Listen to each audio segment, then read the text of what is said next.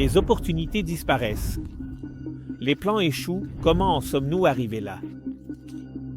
C'est facile de se sentir vaincu, quand tout semble être contre nous.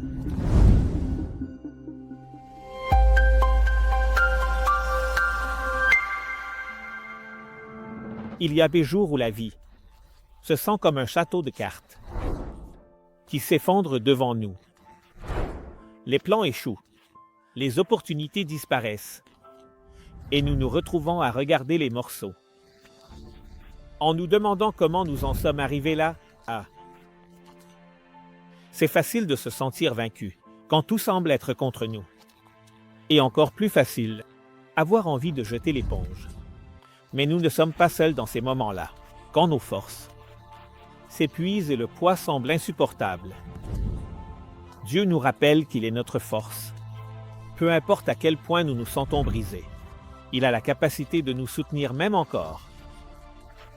Dans nos pires crises, son pouvoir ne dépend pas de notre capacité à rester debout, mais de notre disposition à nous remettre à lui et laisser faire en sorte que ce soit lui qui nous relève. Dieu nous invite à faire quelque chose de radicalement différent, à reconnaître que nous ne pouvons pas y arriver seuls et permettre qu'il prenne le gouvernail. Parfois, le premier pas vers la victoire, c'est pas se battre fort, mais de se reposer sur le pouvoir de celui qui ne perd jamais une bataille. Peut-être qu'aujourd'hui, tu te sens au bord du gouffre, mais je te dis ça, ce n'est pas la fin. Même si les choses n'ont pas de sens en ce moment, Dieu est expert pour prendre les situations les plus difficiles et les transformer en quelque chose de beau. Les cendres de tes rêves ne sont pas la fin. C'est le sol fertile pour un nouveau départ entre ses mains. Ne te rends pas.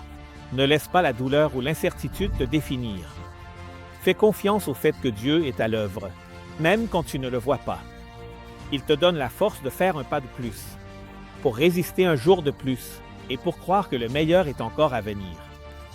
Ce sont des paroles de vie.